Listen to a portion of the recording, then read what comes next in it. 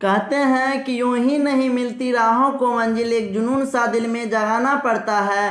पूछा चिड़िया से कैसे बनाया आशियाना, बोली भरनी पड़ती है उड़ान, बार बार तिनका तिनका उठाना पड़ता है।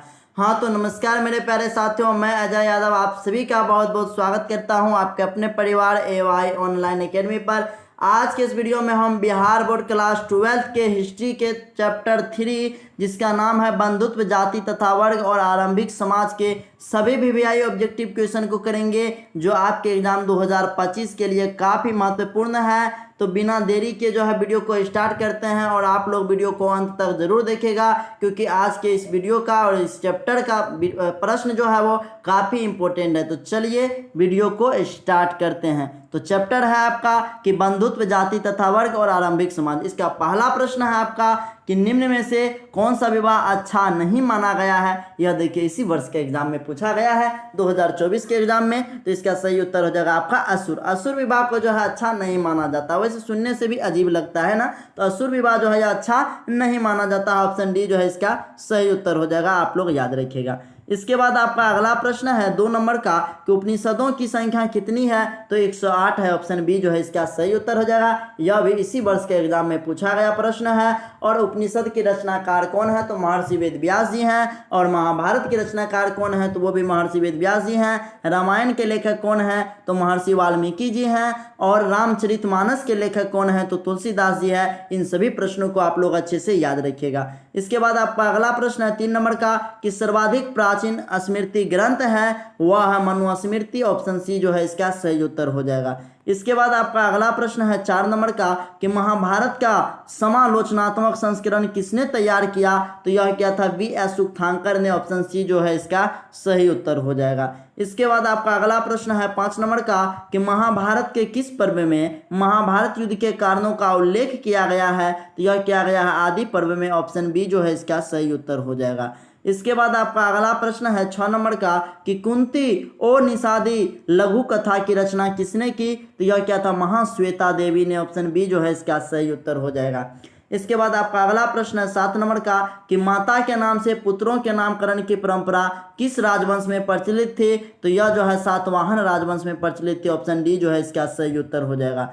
इसके बाद आपका अगला प्रश्न 8 नंबर का कि द्विज के अंतर्गत किस वर्ण को रखा जाता है। तो इसमें प्रथम 3 वर्णों को रखा जाता है। ऑप्शन सी जो है इसका सही उत्तर हो जाएगा। इसके बाद आपका अगला प्रश्न है 9 नंबर का कि पुराणों की संख्या कितनी है। तो यह देखिए आपके परीक्षा 2011 में, 14 में, 15, 16, 19 और 20 परीक्षा में पूछा गया है और फाइनल परीक्षा में पूछा गया है। तो पुराणों की संख्या जो वह 18 है। ऑप्शन बी याद रखिएगा, हो जाएगा इसका सही उत्तर। इसके बाद महाभारत का युद्ध जो है कुरुक्षेत्र के मैदान में 18 दिनों तक चला था। और जो है महाभारत के अध्याय भी जो है आपका वो 18 ही है, याद रखिएगा। और इसके बाद महाभारत के जब युद्ध समाप्त हो गया तो युद्ध होने के बाद भी जो है 18 लोग ही बचे। तो ये काफ़ी इंटरेस्टिंग प्रश्न है, तो इसे आप लोग अच्छे से याद रखिएगा। सभी जो है सिर्फ 18 ही होगा, तो अच्छे से आप लोग याद रखिएगा, क्योंकि मैंने एक ही जगह आप सबको सभी जो है बता दिए हैं। इसके बाद आपका अगला प्रश्न है 10 नंबर का कि अभिमन्यु जो है वह किसका पुत्र था। तो यह अर्जुन का पुत्र था। ऑप्शन ए जो है इसका सही उत्तर हो जाएगा। और इसके बाद आपका अगला प्रश्न है 11 नंबर का कि कर्ण की माँ कौन थी। तो इसका सही उत्तर हो जाएगा आपका ऑप्शन ए कुंती, है ना। तो आप लोग भी जो है अर्जुन की तरह बनने का जो है कोशिश कीजिए, है ना। हमेशा इसका फोकस जो वो सिर्फ और सिर्फ लक्ष्य पे था। तो आप लोग का भी फोकस वो 2025 की परीक्षा पे होना चाहिए, लक्ष्य, है ना। अच्छा नंबर लाना आपका फोकस होना चाहिए 2025 की परीक्षा में, है ना। तो इसके बाद आपका अगला प्रश्न है 12 नंबर का कि अर्जुन किसके शिष्य थे। तो अर्जुन जो है या द्रोणाचार्य के शिष्य थे। ऑप्शन सी जो है इसका सही उत्तर हो जाएगा। इसके बाद आपका अगला प्रश्न है 13 नंबर का कि मनुस्मृति के रचयिता कौन थे। तो वह जो है मनु थे। ऑप्शन सी जो है इसका सही उत्तर हो जाएगा। इसके बाद आपका अगला प्रश्न है 14 नंबर का कि किस वंश के राजा बहु पत्नी प्रथा को मानने वाले थे। तो वह सातवाहन वंश के राजा। ऑप्शन बी जो है इसका सही उत्तर हो जाएगा। इसके बाद आपका अगला प्रश्न है 15 नंबर का कि पुरुष सूक्त का उल्लेख किस ग्रंथ में किया गया है। तो यह किया गया है आपका ऋग्वेद में। ऑप्शन ए जो है इसका सही उत्तर हो जाएगा। इसके बाद आपका अगला प्रश्न है 16 नंबर का कि आश्रम व्यवस्था में कितने प्रकार के आश्रमों का उल्लेख है, तो 4 प्रकार के, ऑप्शन बी जो है इसका सही उत्तर हो जाएगा। इसके बाद आपका अगला प्रश्न है 17 नंबर का कि अश्वमेध यज्ञ का आयोजन क्यों किया जाता था, तो शाही संप्रभुता के लिए, ऑप्शन ए जो है इसका सही उत्तर हो जाएगा। इसके बाद आपका अगला प्रश्न है 18 नंबर का कि कुरुक्षेत्र का युद्ध किसने जीता, तो पांडवों ने, ऑप्शन ए जो है इसका सही उत्तर हो जाएगा। इसके बाद आपका अगला प्रश्न 19 नंबर का कि गंगा पुत्र किसे कहा जाता था, तो आप सभी को पता है कि भीष्म को जो है गंगा पुत्र कहा जाता था, ऑप्शन सी जो है इसका सही उत्तर हो जाएगा। इसके बाद आपका अगला प्रश्न है 20 नंबर का कि महाभारत का युद्ध जो है कितने दिनों तक चला, तो 18 दिन तक, ऑप्शन डी जो है इसका सही उत्तर हो जाएगा, डी फॉर धनबाद। इसके बाद आपका अगला प्रश्न है 21 नंबर का कि महाभारत की रचना किस भाषा में हुई, तो आप सभी को पता है कि संस्कृत भाषा में, ऑप्शन ए जो है इसका सही उत्तर हो जाएगा। ये देखिए कितनी बार आपके परीक्षा में पूछा गया है, और पूछा गया है तो बहुत ही इंपॉर्टेंट प्रश्न है, याद रखिएगा। इसके बाद आपका अगला प्रश्न है 22 नंबर का कि महाभारत किसने लिखा, तो महर्षि वेदव्यास ने बताए थे आपको, और उपनिषद को भी महर्षि वेदव्यास ने लिखा, तो ऑप्शन डी जो है इसका सही उत्तर हो जाएगा। मनु ने मनुस्मृति को लिखा, वाल्मीकि ने रामायण को लिखा, कौटिल्य ने अर्थशास्त्र को लिखा, याद रखिएगा। इसके बाद आपका अगला प्रश्न है कि जाति का लक्षण नहीं है, तो साम्या जो है जाति का लक्षण नहीं है, ऑप्शन सी जो है इसका सही उत्तर हो जाएगा। इसके बाद अंतर्विवाह, श्रम विभाजन, आनुवांशिकता, ये तीनों जो है जाति का लक्षण है। इसके बाद आपका अगला प्रश्न 24 नंबर का कि भवन शब्द का प्रयोग जो है वह अपने मूल शब्द में भारतीय यूनानियों के लिए किया जाता था, किंतु सदी ईस्वी के आसपास जो है इस शब्द का प्रयोग बिना किसी भेदभाव के किया जाने लगा, तो यह विदेशियों के लिए किया जाने लगा, ऑप्शन डी जो है इसका सही उत्तर हो जाएगा।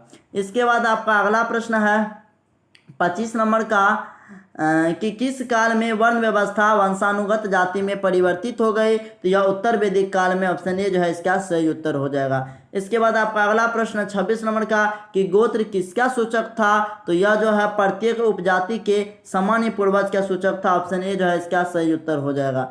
इसके बाद आपका अगला प्रश्न है 27 नंबर का कि निम्न में से दक्कन में रहने वाले किस कबीलाई जातियों का वर्णन जो है वह प्रारंभिक संस्कृत साहित्य विशेषकर महाकाव्यों तथा पुराणों में हुआ है, तो आंध्र, पुलिंद और सवर, ये सभी, ऑप्शन डी जो है इसका सही उत्तर हो जाएगा। इसके बाद आपका अगला प्रश्न है कि 28 नंबर का कि वर्णालंकार की संकल्पना सबसे पहली बार मिलती है, यह स्मृतियों में मिलती है, ऑप्शन डी जो है इसका सही उत्तर हो जाएगा। इसके बाद आपका अगला प्रश्न है 29 नंबर का कि महाभारत का समालोचनात्मक संस्करण कितने वर्षों में तैयार हुआ है, तो यह जो है 37 वर्षों में तैयार हुआ, ऑप्शन ए जो है इसका सही उत्तर हो जाएगा। इसके बाद आपका अगला प्रश्न है 30 नंबर का कि गोत्र के अंदर विवाह करना कौन सा विवाह है, तो यह अंतर विवाह है, ऑप्शन ए जो है इसका सही उत्तर हो जाएगा। इसके बाद आपका अगला प्रश्न है 31 नंबर का कि क्या ब्राह्मणों का सार्वभौमिक प्रभाव था, तो यह हाँ हो जाएगा, ऑप्शन ए जो है इसका सही उत्तर होगा। इसके बाद आपका अगला प्रश्न है 32 नंबर का कि सातवाहन राजाओं और रानियों की आकृतियां प्राप्त कहाँ उत्कीर्ण है, तो यह गुफा की दीवारों पर उत्कीर्ण है, ऑप्शन सी जो है इसका सही उत्तर हो जाएगा। इसके बाद आपका अगला प्रश्न है 33 नंबर का कि द्रोण अद्वितीय तीरंदाज किसको बनाना चाहते थे, तो यह अर्जुन को बनाना चाहते थे, ऑप्शन ए जो है इसका सही उत्तर हो जाएगा। इसके बाद आपका अगला प्रश्न है 34 नंबर का कि मनुस्मृति में कितने प्रकार के विवाह का उल्लेख किया गया है, तो 8 प्रकार के विवाह का उल्लेख किया गया है, ऑप्शन सी जो है इसका सही उत्तर हो जाएगा। इसके बाद आपका अगला प्रश्न है 35 नंबर का कि महाभारत में गंगा पुत्र के नाम से किसे जाना जाता है, तो जो है भीष्म को जाना जाता है, ऑप्शन बी जो है इसका सही उत्तर हो जाएगा। इसके बाद आपका अगला प्रश्न है 36 नंबर का कि महाभारत के आदि पर्व के किस अध्याय में भीष्म द्वारा 8 प्रकार के विवाहों का वर्णन किया गया है, तो यह किया गया है 102वें अध्याय में, ऑप्शन सी जो है इसका सही उत्तर हो जाएगा। इसके बाद आपका अगला प्रश्न 37 नंबर का कि अम्बा अम्बालिका किसकी पत्नियां थी, तो यह जो है विचित्रवीर्य की पत्नी थी, ऑप्शन बी जो है इसका सही उत्तर हो जाएगा। इसके बाद आपका अगला प्रश्न 38 नंबर का कि महर्षि व्यास द्वारा जो है उत्पन्न संतान कौन कौन थे, तो पांडु, धृतराष्ट्र, विदुर, ये सभी जो था यह जो है महर्षि व्यास द्वारा उत्पन्न संतान थे, ऑप्शन डी जो है इसका सही उत्तर हो जाएगा। इसके बाद आपका अगला प्रश्न है 39 नंबर का कि घटोत्कच जो है यह किसका पुत्र था, यह भीम का पुत्र था, ऑप्शन डी जो है इसका सही उत्तर हो जाएगा। इसके बाद आपका अगला प्रश्न है 40 नंबर का कि भीम ने हिडम्बा के साथ जो है कौन सा विवाह संपन्न किया था, तो यह गंधर्व विवाह संपन्न किया था, ऑप्शन बी जो है इसका सही उत्तर हो जाएगा।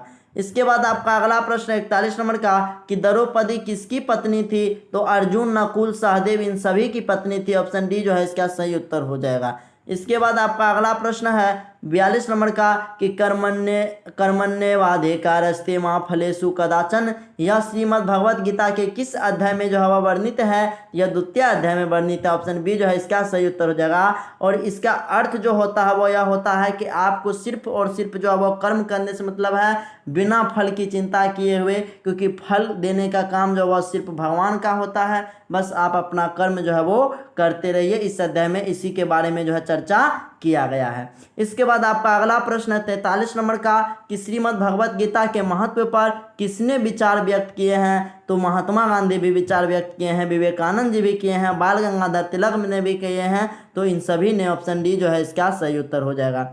इसके बाद आपका अगला प्रश्न है 44 नंबर का कि ब्राह्मण वंशीय सातवाहन नरेश वशिष्ठ पुत्र सातकर्णी ने विवाह संबंध किस वंश के साथ जोड़े? तो यह शक वंश के साथ जोड़े। ऑप्शन ए जो है इसका सही उत्तर हो जाएगा। इसके बाद आपका अगला प्रश्न है 45 नंबर का कि महाभारत के किस पर्व में वर्ण व्यवस्था का उल्लेख मिलता है? यह शांति पर्व में मिलता है। ऑप्शन सी जो है इसका सही उत्तर हो जाएगा। इसके बाद आपका अगला प्रश्न है 46 नंबर का कि ऋग्वेद के पुरुष सूक्त में सर्वप्रथम किस वर्ण का उल्लेख मिलता है? यह शूद्र में मिलता है। ऑप्शन डी जो है इसका सही उत्तर हो जाएगा। इसके बाद आपका 47 नंबर का प्रश्न है कि चंडाल अस्पृश्य माने जाते थे। जब वे नगर में आते थे तो उन्हें लकड़ी की आवाज़ करके आना पड़ता था ताकि लोग उन्हें देखने के दोष से जो है वो बच सके। यह कथन किसका है? यह फाहियान का कथन है। ऑप्शन ए जो है इसका सही उत्तर हो जाएगा। इसके बाद आपका अगला प्रश्न 48 नंबर का कि दुर्योधन की माँ कौन थी? तो दुर्योधन की माँ जो थी वह गांधारी थी। ऑप्शन ए जो है इसका सही उत्तर हो जाएगा। इसके बाद इस चैप्टर का आपका लास्ट प्रश्न है 49 नंबर का कि निम्न में से किस प्रसिद्ध संत ने गीता की भक्ति टीका मराठी में लिखी? तो वह मानेश्वर ने लिखा। ऑप्शन डी जो है इसका सही उत्तर हो जाएगा। तो वीडियो को यहीं पर एंड करते हैं। आई होप कि आपको ये वीडियो अच्छा लगा होगा। अगर आपको वीडियो अच्छा लगा तो प्लीज़ वीडियो को लाइक, शेयर और कमेंट जरूर कीजिएगा। साथ ही अगर आपने अभी तक सब्सक्राइब नहीं किया तो प्लीज़ सब्सक्राइब कर लीजिएगा।